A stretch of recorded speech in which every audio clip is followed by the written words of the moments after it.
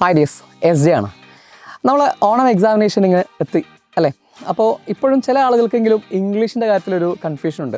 എന്നാൽ ഒരു മെജോറിറ്റിക്കും കൺഫ്യൂഷൻ വരുന്നത് എപ്പോഴാണെന്ന് വെച്ചാൽ ഈ നമ്മുടെ ആൻസർ ഷീറ്റ്സും കൂടെ കിട്ടിക്കഴിഞ്ഞിട്ട് നമ്മൾ പ്രതീക്ഷിച്ച ആ ഒരു മാർക്ക് കിട്ടാത്തൊരവസരം വരുമ്പോഴാണ് നമ്മൾ എന്തുകൊണ്ട് ഇങ്ങനെ സംഭവിച്ചു എന്ന് നമ്മളോട് ഇങ്ങനെ ചോദിച്ചുകൊണ്ടേയിരിക്കുക, അല്ലെങ്കിൽ നിങ്ങളെ ടീച്ചേഴ്സിനോട് നിങ്ങൾ ചോദിച്ചുകൊണ്ടേയിരിക്കുക. അപ്പോൾ ഇതിനൊരു സൊല്യൂഷൻ നമുക്ക് പറയാൻ പറ്റും. കാരണം നമ്മളിത് കുറേ വർഷങ്ങളായിട്ട് കണ്ടുകൊണ്ടിരിക്കുകയാണല്ലോ. എങ്ങനെയാണ് നമുക്ക് ഇംഗ്ലീഷിൽ A+ ഉറപ്പിക്കാൻ പറ്റുക? ഇതാണ് നമ്മളിന്ന് ഡിസ്കസ് ചെയ്യാൻ പോകുന്നത്. സോ വീഡിയോ സ്കിപ്പ് ചെയ്യാതെ കംപ്ലീറ്റ് ആയിട്ട് കാണും. നമ്മൾ ആദ്യം മനസ്സിലാക്കേണ്ടത് ഓരോ എക്സാമിനേഷനും നമുക്ക് വളരെ ഇമ്പോർട്ടൻ്റ് ആണെന്നുള്ള കാര്യമാണ്. പലരും പലതും പറഞ്ഞോട്ടെ, ഇത് ഓണം എക്സാമിനേഷൻ അല്ലേ, അല്ലെങ്കിൽ ഇതിന് അത്ര ഇമ്പോർട്ടൻസ് ഉണ്ടോ എന്നൊക്കെ ചോദിച്ചോട്ടെ. നമ്മൾ ആദ്യം മനസ്സിലാക്കേണ്ടത് ഓരോ എക്സാമിനേഷനും പ്രത്യേകിച്ച് ലാംഗ്വേജുകാർക്ക് വളരെ ഇമ്പോർട്ടൻ്റ് ആണ്. കാരണം ഒരുപാട് പ്രാക്ടീസ് നമുക്ക് വേണം പബ്ലിക് എക്സാമിനേഷൻ എഴുതുന്നതിൻ്റെ മുമ്പേ ആയിട്ട്. അതിന് കിട്ടുന്ന ഒരു ഗോൾഡൻ ഓപ്പർച്യൂണിറ്റിയാണ്. ഇത്രയും പൈസയൊക്കെ മുടക്കി നിങ്ങളെ സ്കൂളുകാർ ഇങ്ങനെ ഒരു പരീക്ഷ നടത്തുമ്പോൾ, ഇത്രയും സമയം ബന്ധിതമായിട്ട് നടത്തുന്ന സമയത്ത് അത് ഏറ്റവും നന്നായിട്ട് ഉപയോഗപ്പെടുത്തണം. രണ്ടാമത്തെ കാര്യം, നിങ്ങൾക്കൊരു നല്ല കോൺഫിഡൻസ് കിട്ടാൻ വേണ്ടിയിട്ട് ഇതിലെ മാർക്ക് ഉപകരിക്കും. കാരണം വെറും 2 യൂണിറ്റുകളാണ് നിങ്ങൾക്ക് ഈ ഒരു എക്സാമിനേഷന് പഠിക്കാനുള്ളത്. ആ 2 യൂണിറ്റൊന്നും അത്രയും കുറഞ്ഞ ചാപ്റ്റേഴ്സ് ഉള്ള ഒരു എക്സാമിനേഷൻ ഇനി വരാനില്ല. കാരണം ഇനി അടുത്ത പരീക്ഷ എന്ന് പറയുന്നത് നിങ്ങളുടെ ഹാഫ് ഇയർലി എക്സാമിനേഷനാണ്. ഈ ഹാഫ് ഇയർലി എക്സാമിനേഷന് നമുക്ക് ടെക്സ്റ്റിൽ ഒരു 90% ചാപ്റ്റേഴ്സ് പഠിക്കാനുണ്ടാവും. ഒരു ഹെർക്കുലൻ ടാസ്ക്കാണ് അതെല്ലാവർക്കും മാർക്ക് സ്കോർ ചെയ്യുക എന്നുള്ളത്. അപ്പോൾ ഈ ഒരു ഇനീഷ്യൽ സ്റ്റേജിൽ തന്നെ നിങ്ങൾ നല്ല മാർക്ക് സ്കോർ ചെയ്യുകയാണെങ്കിൽ നിങ്ങളുടെ കോൺഫിഡൻസ് ലെവൽ അത് ഹൈ ആക്കാനും എല്ലാവരുടെ ഇടയിൽ നിങ്ങൾക്ക് നല്ലൊരു ഇംപ്രഷൻ ഉണ്ടാക്കാനും അത് സഹായിക്കും. അല്ലെങ്കിൽ നമ്മൾ ഡൗൺ ആയി പോകാനുള്ള സാധ്യത കൂടുതലാണ്. ഇതാണ് എൻ്റെ ആദ്യത്തെ point. So examination is very important. Serious ആയിട്ട് അതിനെ കാണുക. ഇനി കമ്മിങ് ടു ലാംഗ്വേജ്, നമ്മുടെ ഈ ഒരു ഇംഗ്ലീഷ് പരീക്ഷ നോക്കുകയാണെങ്കിൽ 100 മാർക്കിനാണ് പരീക്ഷ. അതിനകത്ത് 80 മാർക്കിൻ്റെ റിട്ടൺ എക്സാമിനേഷനും 20 മാർക്ക് നിങ്ങളുടെ ഇൻറ്റേർണൽ അസസ്മെൻ്റ് എന്ന ഒരു മാർക്കുമാണ് നിങ്ങൾക്ക് ഉണ്ടാവുക. അപ്പോൾ ഫൈനൽ എക്സാമിനേഷൻ ആണെങ്കിലും അങ്ങനെ തന്നെയാണ്. ഇപ്പോൾ നമ്മൾ ഈ റിട്ടൺ എക്സാമിനേഷൻ്റെ ഒരു മാർക്ക് മാത്രം ഫോക്കസ് ചെയ്യുക. ഓക്കെ, ഇത്രയും ചാപ്റ്റേഴ്സ് നിങ്ങൾക്ക് പഠിക്കാനുണ്ട്.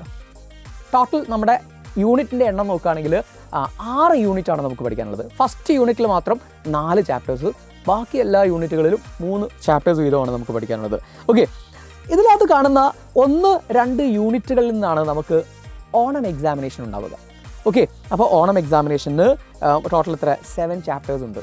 അന്ന് ആലോചിച്ച് നോക്കുക, 7 ചാപ്റ്റേഴ്സ് നമുക്ക് പഠിക്കാനുണ്ട് ഈ വരുന്ന ഓണം എക്സാമിനേഷന്. ഓക്കെ, അപ്പോൾ അതിൽ എത്രത്തോളം നമ്മൾ അറിവ് നേടിയിട്ടുണ്ട്, അല്ലെങ്കിൽ എത്രത്തോളം പഠിച്ചു കഴിഞ്ഞിട്ടുണ്ട് നമ്മളൊന്ന് വിലയിരുത്തണം. ഇനി ഒരു 10-35 ദിവസത്തോളം നമുക്ക് ഇനിയും നമ്മുടെ മുമ്പിൽ പരീക്ഷയ്ക്ക് ഉണ്ട്.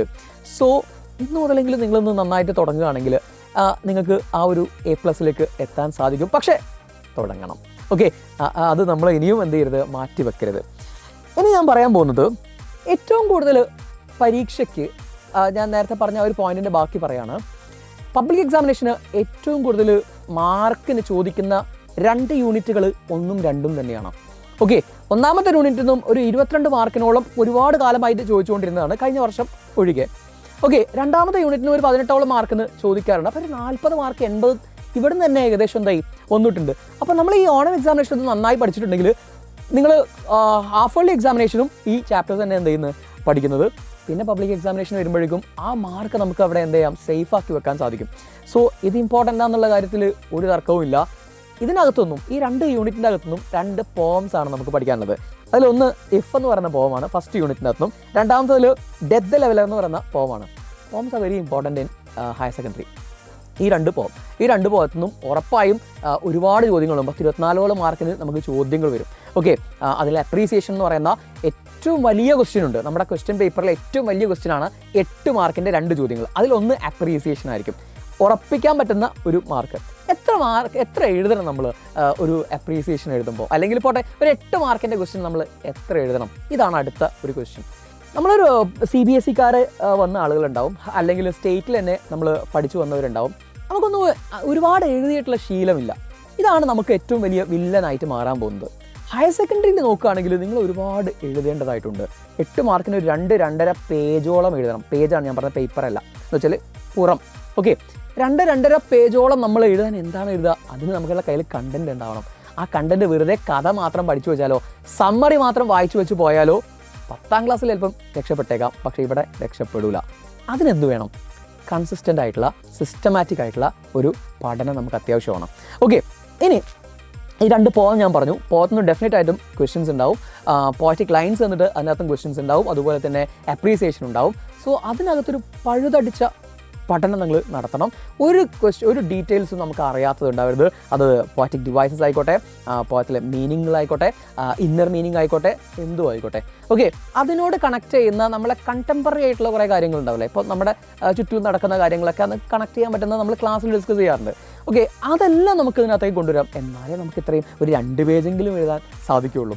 ഓക്കെ, അപ്പോൾ അത് ഇമ്പോർട്ടൻ്റ് ആണ്. അപ്പോൾ ഇതിവിടെ നമ്മൾ ഇതുവരെ കണ്ടതുപോലെയല്ല, വേറൊരു ലെവൽ ഓഫ് റൈറ്റിംഗ് തന്നെയാണ്. ഓക്കെ, ഇനി ഒരു സംശയം ഇതാണ്, എന്തെല്ലാമാണ് നമുക്ക് ഇവിടെ പഠിക്കാനുള്ളത് എന്ന് വെച്ചാൽ, ഇപ്പോൾ നമുക്ക് ഗ്രാമർ ഉണ്ടാവുമോ, അതുപോലെ തന്നെ നമുക്ക് ഡിസ്കോഴ്സസ് ഏതൊക്കെയാണ്, നമ്മൾ പണ്ട് പഠിച്ച ഡിസ്കോഴ്സസ് തന്നെയാണോ? ഈ കാണുന്നതാണ് നമുക്ക് പഠിക്കാനുള്ള ഡിസ്കോഴ്സസ്. ഓക്കെ, സിലബസിലുള്ള ഡിസ്കോഴ്സസ് ഇതൊക്കെയാണ്. ഏതൊക്കെയാണെന്ന് നോക്കാം. ഒന്ന് സ്പീച്ചാണ്, how to make speech. Okay, speech നമ്മൾ ഓൾറെഡി പഠിച്ചതാണ്. 8 മാർക്കിന് വരുന്ന അടുത്ത ചോദ്യം സ്പീച്ച് ആയിരിക്കും. ഓക്കെ, ഉറപ്പായി ചോദിക്കുന്ന ഒരു ചോദ്യമാണ്, 8 മാർക്കിന് ചോദിക്കുന്ന ചോദ്യമാണ് ഒരു സ്പീച്ച്. അപ്പോൾ സ്പീച്ചിൻ്റെ ഫോം എങ്ങനെയാണ്? അതിൻ്റെ ഒരു ഇൻട്രൊഡക്ടറി ഉണ്ടാവും, അതുപോലെ തന്നെ ഇൻട്രൊഡക്ഷൻ ഉണ്ടാവും, അതുപോലെ തന്നെ ഒരു ബോഡി ഉണ്ടാവും, അതുപോലെ ഒരു കൺക്ലൂഷൻ ഉണ്ടായിരിക്കും. ഇതിനിടയ്ക്കൊക്കെ നമ്മൾ എന്തൊക്കെയാണ്, ബോഡി എന്ന് പറയുന്ന ഭാഗത്ത് നമ്മൾ എന്തൊക്കെയാണ് എഴുതേണ്ടത്, അതിനെങ്ങനെ എഴുതിയാലാണ് നമുക്ക് ഫുൾ മാർക്ക് വാങ്ങിക്കുക, ഈ കാര്യങ്ങളൊക്കെ നിങ്ങൾ അറിഞ്ഞിരിക്കണം. അതുപോലെ തന്നെ അപ്രീസിയേഷൻ ഓഫ് ദ പോയിന്റ്, 2ാമത്തെ ക്വസ്റ്റ്യൻ. ഞാൻ പറഞ്ഞ 8 മാർക്കിൻ്റെ 2 ചോദ്യങ്ങളായി. അത് കഴിഞ്ഞാൽ ട്രാവലോഗ് ഉണ്ട്, പാനൽ ഡിസ്കഷൻ ഉണ്ട്, ബ്ലേർബ് റൈറ്റിംഗ് ഉണ്ട്, narration, reviewing A film. Recently ചോദിച്ചൊരു ചോദ്യമാണ്, ഒരു ഫിലിം റിവ്യൂ ചെയ്യാൻ. അതുപോലെ paragraph writing, then making announcement, ഒരു ഇമ്പോർട്ടൻറ്റ് ക്വസ്റ്റ്യൻ ആണ്.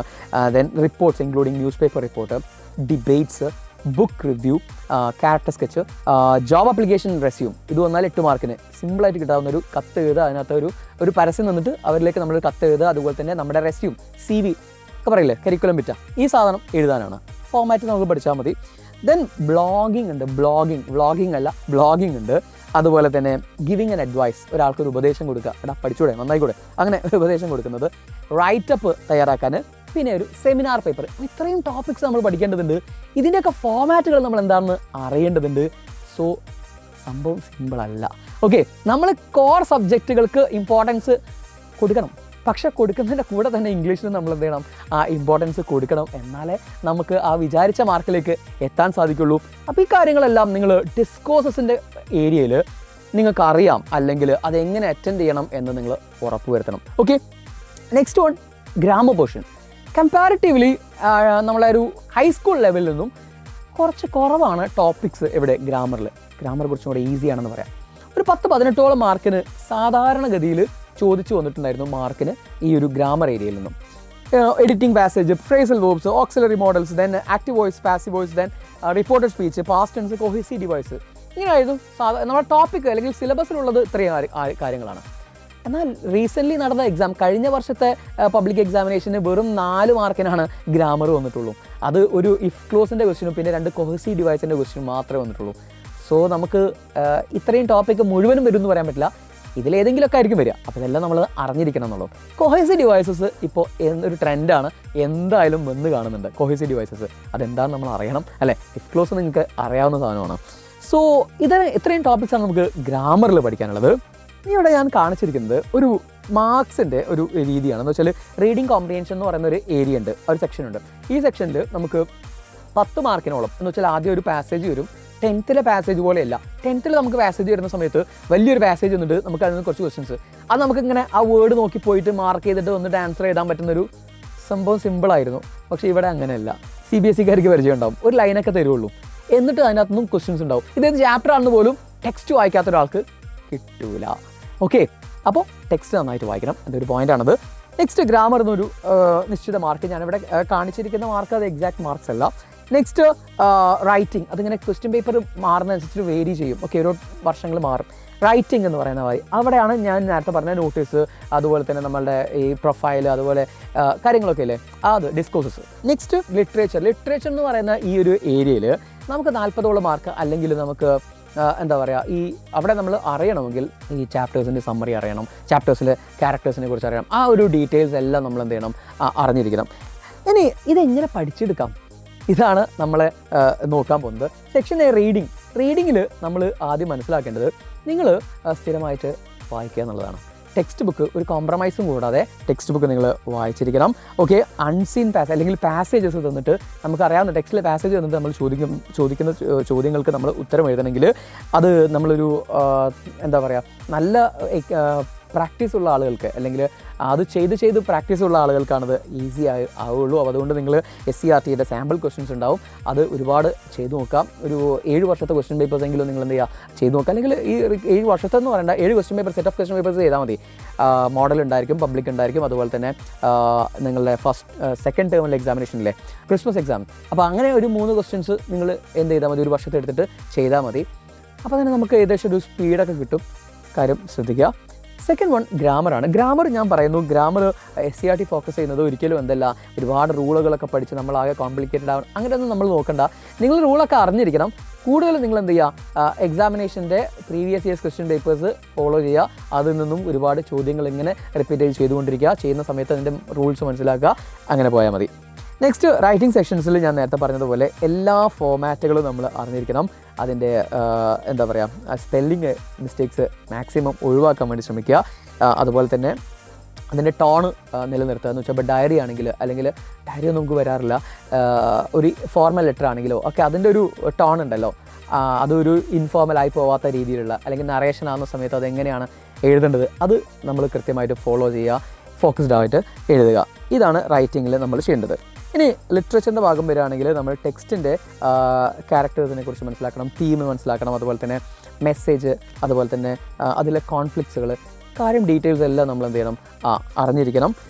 ഇതിന് നിങ്ങൾ ഏറ്റവും നേരത്തെ പറഞ്ഞ ആ ഒരു കാര്യം തന്നെയാണ് ഏറ്റവും ഇമ്പോർട്ടൻ്റ് ആയിട്ട് നമ്മൾ ശ്രദ്ധിക്കേണ്ടത്, ടെക്സ്റ്റ് വായന. ഓക്കെ, ഇനി ഇവിടെ നിങ്ങൾക്ക് ചെയ്യാൻ പറ്റുന്ന അല്ലെങ്കിൽ ഇതിൻ്റെ ഒരു സമ്മറി എന്ന് പറഞ്ഞിട്ട് നിങ്ങൾക്ക് ചെയ്യാൻ പറ്റുന്ന ഒരു കാര്യം എന്ന് പറഞ്ഞിട്ടുണ്ടെങ്കിൽ ഗ്രാമർ റൂൾസ് നമ്മൾ പഠിക്കുന്ന സമയത്ത് നിങ്ങളൊരു ചെറിയൊരു പുസ്തകം മാറ്റി വെക്കുക.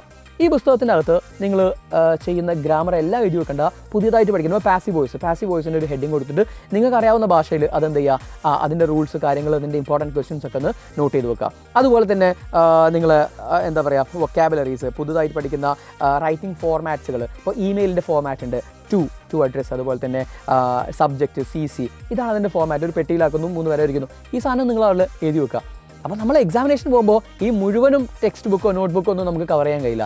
ഇത് നോക്കി പോയിട്ടുണ്ടെങ്കിൽ നമുക്ക് എന്ത് ചെയ്യാൻ പറ്റും, ആ ലാസ്റ്റ് ടൈമിൽ നമുക്ക് നോക്കാൻ പറ്റുന്ന ഒരു റെഫറൻസ്, നിങ്ങളുടെ ഒരു കോർ സ്റ്റഡി നോട്ട്സ് പോലെ അതെന്ത് ചെയ്യുക കൊണ്ട് നടക്കുക. അതൊരു ടിപ്പാണ്. നെക്സ്റ്റ് വൺ, എന്ത് കിട്ടിയാലും വായിക്കുക. എന്ന് വെച്ചാൽ സ്റ്റോറീസ് ആയിക്കോട്ടെ, ന്യൂസ് പേപ്പേഴ്സ് ആയിക്കോട്ടെ, ഇംഗ്ലീഷ് ടെക്സ്റ്റ് ബുക്ക് ആയിക്കോട്ടെ, ഇങ്ങനെ ഒരു വായനാശീലം നമുക്ക് ഉണ്ടാക്കിയെടുക്കുമ്പോൾ റീഡിങ് പാസേജും നമ്മുടെ ഗ്രാമാറ്റിക്കൽ മിസ്റ്റേക്സ് ഒക്കെ നമുക്ക് ഒഴിവാക്കാൻ സാധിക്കും. അതുപോലെ തന്നെ 3 ദിവസത്തിൽ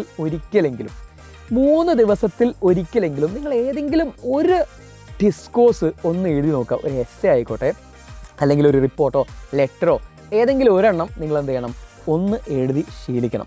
ഓക്കെ, പല ആളുകളും പറയുന്നത് എനിക്ക് എഴുതാൻ അറിയില്ല അല്ലെങ്കിൽ സ്റ്റോറിയൊക്കെ അറിയാം, അതിങ്ങനെ എഴുതിയാലാണ് മാറുകയുള്ളൂ.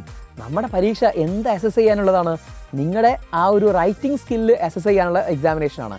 സോ അത് നമ്മൾ എന്ത് ചെയ്യണം, എഴുതി തന്നെ പ്രാക്ടീസ് ആവേണ്ടതുണ്ട്. സോ അത് ഇമ്പോർട്ടൻ്റ് ആണ്. ഇതിന് വേറെ ഒരു മാജിക്കും ഇല്ല, നിങ്ങൾ പണിയെടുക്കുക തന്നെ വേണം. ഓക്കെ, അടുത്തത് ടെക്സ്റ്റ് ബുക്കിലെ കാര്യങ്ങളൊക്കെ നമ്മൾ നേരത്തെ പറഞ്ഞ ലിറ്ററേച്ചറിൻ്റെ ഭാഗത്ത് നമ്മൾ സമ്മറൈസും അതുപോലെ തന്നെ സ്റ്റോറീസും ക്യാരക്ടേഴ്സിനെയൊക്കെ നമ്മൾ അറിഞ്ഞിരിക്കുക. അത് വളരെ ഈസി ആയിട്ടുള്ളൊരു കാര്യമാണ്. നിങ്ങൾക്ക് സ്റ്റോറീസും കാര്യങ്ങളൊക്കെ നിങ്ങൾക്ക് അറിയാവുന്നതാണ്.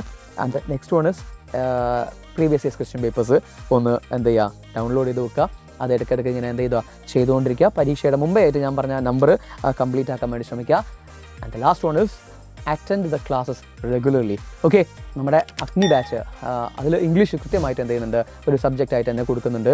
ഓക്കെ, ബാക്കി ലാംഗ്വേജസിനേക്കാളും നമ്മൾ ഇമ്പോർട്ടൻ്റ് ആയിട്ട് ഇംഗ്ലീഷ് കാണുന്നതിന് കാരണം എന്താണെന്ന് വെച്ചാൽ ഏറ്റവും കൂടുതൽ ആളുകൾക്ക് ഇംഗ്ലീഷിലാണ് മാർക്ക് കുറയാറ്. അത് കൊമേഴ്സിലായിക്കോട്ടെ, സയൻസിലായിക്കോട്ടെ, ഓക്കെ, ഹ്യൂമാനിറ്റീസിലായിക്കോട്ടെ. അപ്പോൾ അതുകൊണ്ട് ഇംഗ്ലീഷിന് ഇമ്പോർട്ടൻസ് ഉണ്ട്. സോ സിസ്റ്റമാറ്റിക് ആയിട്ട് റെഗുലറായിട്ട് ക്ലാസ്സുകൾ ലൈവും റെക്കോർഡഡും ഒക്കെ നിങ്ങൾ എന്ത് ചെയ്യുക, കാണുക. അതിൽ പറയുന്ന ടിപ്സും ട്രിക്സും എല്ലാം ഫോളോ ചെയ്യുക. ഇങ്ങനെ പോവുകയാണെങ്കിൽ നമ്മൾ ഈസി ആയിട്ടും ഈ വരാൻ പോകുന്ന ഏറ്റവും എളുപ്പമുള്ള, നിങ്ങൾ എഴുതാൻ പോകുന്ന പരീക്ഷകളിൽ ഏറ്റവും എളുപ്പമുള്ള ഈ ഫസ്റ്റ് ടേമിലെ എക്സാമിനേഷൻ നമുക്ക് ഈസി ആയിട്ട് A+ വാങ്ങിക്കാൻ പറ്റും. അതുപോലെ തന്നെ നിങ്ങളുടെ ആ ഒരു ടീച്ചേഴ്സിൻ്റെയോ അല്ലെങ്കിൽ നിങ്ങളുടെ ക്ലാസ്സിലേക്ക് ഒരു ഗുഡ് ബുക്സിലേക്ക് നിങ്ങൾക്ക് എത്താനും നിങ്ങളുടെ കോൺഫിഡൻസ് ലെവൽ ഒന്ന് ഹൈ ആക്കാനൊക്കെ സാധിക്കും. സോ ഇത്രയും കാര്യങ്ങളൊക്കെ നിങ്ങൾ ഫോളോ ചെയ്യുക. അടിപൊളിയായിട്ട് ഈ വരാൻ പോകുന്ന എക്സാമിനേഷന് അല്ലേ 10-30 ദിവസം നന്നായിട്ട് പ്രിപ്പയർ ചെയ്യുക. കൂടെ ഇംഗ്ലീഷും കൂടെ പ്രിപ്പയർ ചെയ്തിട്ട് നമുക്ക് അടിപൊളിയായിട്ട് ഈ എക്സാമിനേഷന് A+ തന്നെ വാങ്ങണം. Okay, all the best.